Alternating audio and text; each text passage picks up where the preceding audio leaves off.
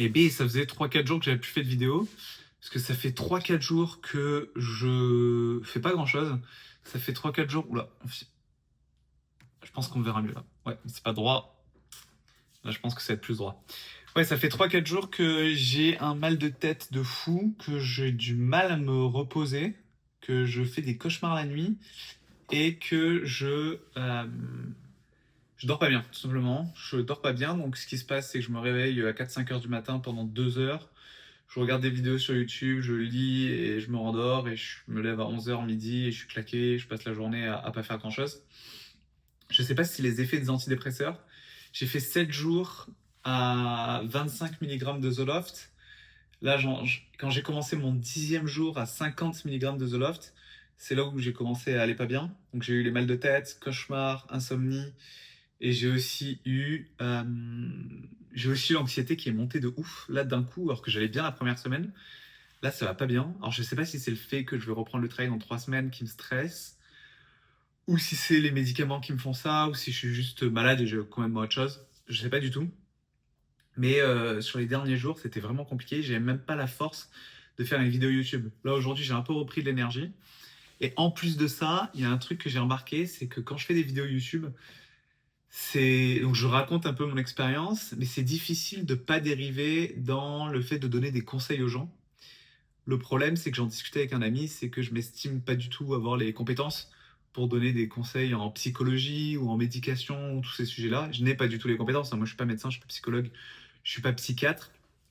Le problème, c'est qu'on tombe rapidement sur le sujet des conseils quand on parle du sujet que j'évoque depuis quelques semaines, qui est le sujet du burn-out, la dépression, l'épuisement professionnel.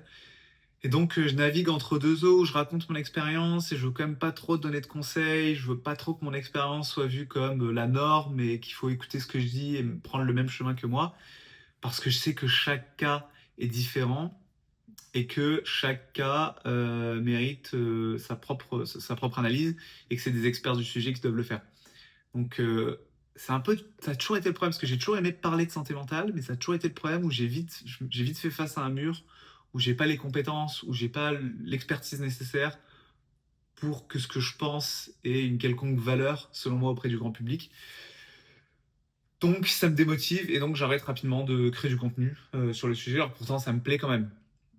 Donc c'est ça, je fais un peu face à ça là actuellement quand je fais des vidéos et en plus de ça, je vous expliquais, j'étais juste pas bien ces derniers jours donc j'ai arrêté de filmer alors que je voulais faire une vidéo par jour jusqu'à la fin de mon arrêt de travail qui est dans 3 semaines. Mais j'ai un peu raté ça, mais c'est pas grave. Je me suis dit qu'il ne fallait pas être productif, il ne fallait pas avoir d'objectif de productivité non plus durant ces semaines d'arrêt de travail.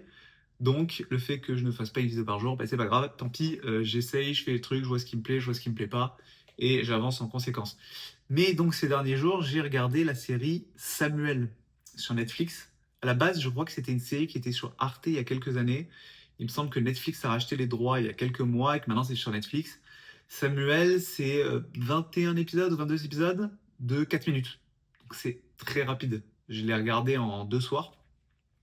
Ça raconte, sous forme de dessin, ça raconte la vie de Samuel, qui est un enfant, je crois, de 10 ans. Ça raconte sa vie à la primaire, puis pendant les vacances d'été, puis au collège, et il raconte tout à la première personne, parce qu'il écrit tout dans son journal intime. Et c'est devenu une de mes séries préférées. C'est devenu une de mes séries préférées parce que déjà, premièrement, c'est très poétique. La façon dont c'est écrit et ce regard d'enfant, j'aime bien le regard subjectif de Samuel qui, euh, qui parle de, qui se parle à lui-même et ah, j'ai des messages. C'est qui me parle? Clara. Comment je peux expliquer ça? Ouais, j'ai reçu un appel ou des messages et bah, ça a arrêté de filmer, peu importe. Donc ouais, j'aime bien le côté poétique et j'aime bien le fait que Samuel se parle à lui-même et il est complètement honnête avec lui-même. En tout cas, quand il écrit, il dit j'aime Julie, par exemple, la grande Julie, qui est son amoureuse au tout début de la série. Et c'est clair, c'est limpide, c'est des phrases extrêmement courtes. Et cette honnêteté, j'ai l'impression que c'est une honnêteté qu'on perd en grandissant. Et c'est agréable de voir cet enfant qui est complètement honnête sur tous les sujets. Alors il est honnête avec lui-même quand il l'écrit sur son journal intime. Et ça me fait un peu un parallèle avec cet épuisement professionnel, la santé mentale, où justement quand je parle face à la caméra, j'aime bien aussi ce côté être honnête avec moi-même, dire vraiment ce que je ressens, ce que je pense, et ne pas me faire happer par, comment on peut dire, par la société, par les attentes des autres qui font que ça va changer mon jugement, ou en tout cas changer le jugement que je vais dire. Notamment Samuel, quand il écrit dans son journal intime «J'aime la grande Julie», il va l'écrire sur son journal intime, mais par contre, quand ses potes vont lui demander, il va se mentir à lui-même à l'inverse. Donc en société, il va se mentir à lui-même en disant «Ah non, je l'aime pas du tout la grande Julie», il va vouloir donner une image de lui. Donc c'est pour ça que j'aime bien faire le lien avec la santé mentale et le burn-out que je vis, où en parlant seul face à la caméra, j'ai cette honnêteté avec moi-même, cette honnêteté que je peux pas avoir au travail, que je peux pas avoir dans d'autres environnements, avec des gens autour de moi, parce qu'il y a toujours ce rôle qu'on veut jouer auprès de l'entourage professionnel ou l'entourage moins proche, moins proche de nous. Donc ça, j'ai bien aimé ça. Je disais, j'ai bien aimé la façon dont il écrit. C'est une autrice qui a créé ça, qui a écrit ça. Mais la façon dont elle écrit les textes, c'est encore une fois des phrases très courtes, très simples. Et des belles phrases, c'est joli. Puis il y a une très belle musique à la fin de beaucoup d'épisodes. Il y a de la musique qui est agréable, puis il y a des danses, des mouvements de danse, des personnages qui est super mignonne et un peu drôle aussi. La façon dont il danse, c'est rigolo. Donc c'est drôle et poétique à la fois.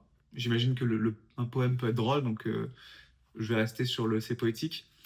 Ce qui m'a aussi plu, c'est la nostalgie du passé, la nostalgie de l'enfance, la nostalgie de il discute sur MSN, il a des problèmes pourris, il a des problèmes. Attendez, je me suis pris des notes, donc je me mets les notes aussi. Il a des problèmes où lui, son problème, c'est qu'il aime la grande Julie, où il a peur du regard des autres. C'est pour ça qu'il ment quand il dit que lui, il aime pas la grande Julie. Il minimise les choses en face de ses potes, sur des sujets souvent liés à l'amour. Je crois que c'est tout. Je sais plus sur quel sujet aussi il ment. Il y a une histoire aussi de joueur de foot. Je sais plus exactement ce qui se passe quand il est en vacances à Marseille avec le t-shirt Zizou. Ah oui, où il est un peu victime, où il est ami avec des gens plus grands, il rencontre des filles et il part avec les filles et lui il est un peu mis de côté.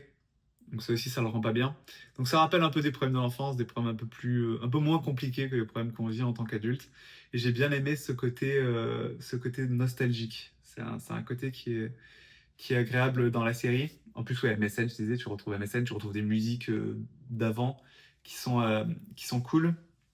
Et la dernière chose que je m'étais noté, bah, c'est la présence sociale au regard des autres, mais ça, j'en ai parlé.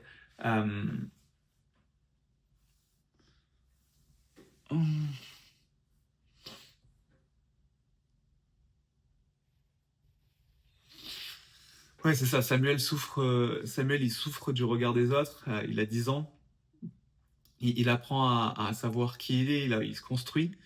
Et c'est agréable de le voir se construire au fil des épisodes et de voir que justement, il évolue et il se rend compte que. Je vais pas spoiler. Mais en tout cas, il y a une évolution du personnage, surtout dans le côté amour, où il se rend compte qu'il aime pas forcément les personnes qu'il pensait aimer. Et, euh, et voilà. Donc c'est la série Samuel qui est super cool, qui est sur Netflix, qui est sur Arte, il me semble, et apparemment qui était sur TikTok. Je sais pas si je suis né de la dernière pluie et que c'est méga connu et qu'en fait tout le monde a vu ça en France. Moi, je viens à peine de le découvrir, donc je suis content d'en avoir parlé. Et j'espère que vous allez regarder. Si vous regardez, n'hésitez pas à le mettre en commentaire. On augmente les vues là, on est passé de 10 à 15 vues, donc ça explose, ça explose. J'espère avoir la forme et trouver d'autres sujets vidéo pour les prochaines fois. Je vous fais des bisous. Au revoir. Ciao, bye. J'ai retrouvé des vidéos que j'ai prises pour un vlog qui ne s'est jamais terminé. On goûte deux sandwicheries excellentes sur Montréal et un fromage, le meilleur fromage de Montréal. Je mets les vidéos juste après. On a récupéré notre sandwich à Bossa. On a pris un sandwich aux meatballs. C'est le meilleur sandwich de l'histoire des sandwichs, ça, non? Non, c'est pas le meilleur sandwich de l'histoire des sandwichs. Mais c'est un bon sandwich. Il est très très bon. Des boulettes. C'est italien, c'est un sandwich, je l'ai dit, aux boulettes de viande. Ah. Et vu qu'on veut aussi goûter un sandwich dans une fromagerie, maintenant on va aller à Bleu et Persillé chercher un fromage, c'est un panini. C'est un panini raclette. Et en plus de ça, on va prendre du calbar à la truffe. Ah oui. On va faire un... Oui. Oui. Parce qu'il fait beau et c'est les dernières journées où il fait 15 degrés. À partir de demain, il refait moins 15. On profite de la chaleur. Je vais aussi montrer la rue Masson. Mais elle est pas très belle là comme ça. Hein. Non. On aime beaucoup la rue Masson, mais j'avoue qu'elle rend dégueulasse en vidéo. Il a fait de l'argent avec. On va aller à Bleu et Persillé. Arrête de parler d'argent, toi. On va chercher le calbar à la truffe et le sandwich raclette. C'est parti. C'est toi qui demandes, hein. Moi j'aime pas parler aux gens dans les fromageries.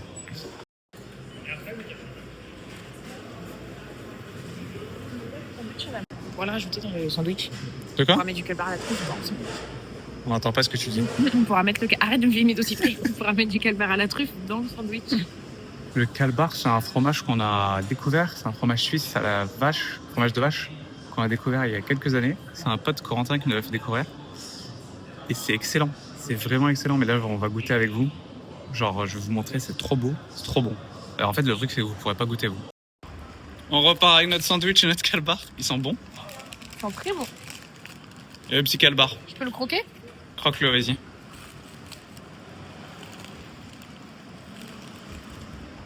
C'est très bon. C'est bon? C'est très bon. Bien comme c'est beau ça. Oh merde.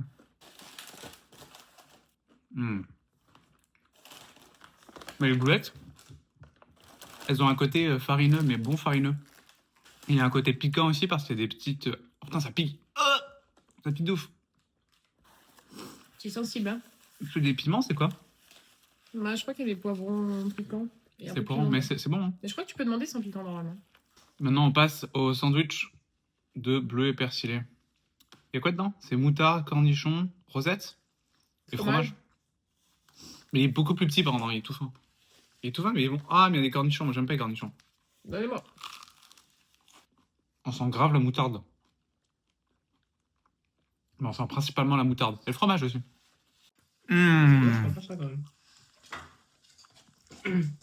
Moi je trouve ça incroyable le calbar à la C'était truffe. triste en partant Oui. les deux. Oh là là. C'est super bon. C'est On bon, sent Agathe? hyper fort, Ah, elle a pas encore goûté, Emma. Le goût de la truffe. Emma face à calbar à la truffe épisode 1. Incroyable. Bon, Elle a donné boucher. ton incroyable, il valait pas grand chose là. Incroyable comment, genre? Regarde moi. Incroyable quand Mais, Ça sera la truffe. Oh, ça sent la truffe. Alors en c'est plus. délicieux, Mais. mais ça vaut pas un bon comté millésimé. Ah bah non. ah, franchement, Je suis pas d'accord. moi, Ah, je suis pas d'accord, là. Ouais, mais je pense que Non, je préfère c'est ça. plus redondant, alors qu'un comté, tu le manges à l'infini. Oui, c'est vrai. Ah, c'est vrai, c'est plus écœurant. Ouais. Est-ce que ça vaut un flan? Ah, je préfère le flan. Ah non, mais c'est bon, Non, Emma, Ah c'est ouais. bon, Emma. Mais moi, je suis arrête, un hein. bec sucré, hein. T'es un mec? Un bec. Je suis un bec sucré Jonah, salé. il est gay. Sucré salé. Oh, sucré salé.